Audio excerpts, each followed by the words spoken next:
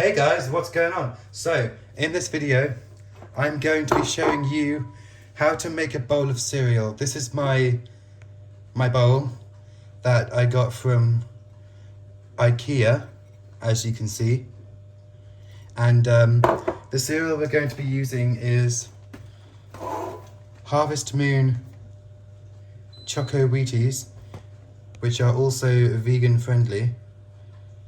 And we're going to be using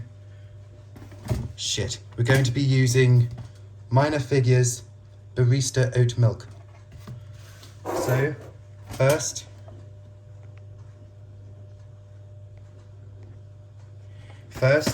open up your box of cereal.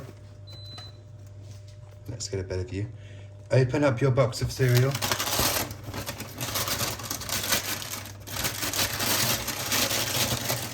This is basically vegan-friendly chocolate shreddies. Get your bowl. Pour in the cereal.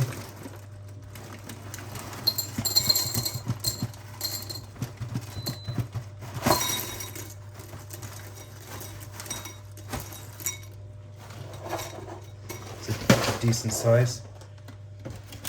You then want to close up your box of cereal.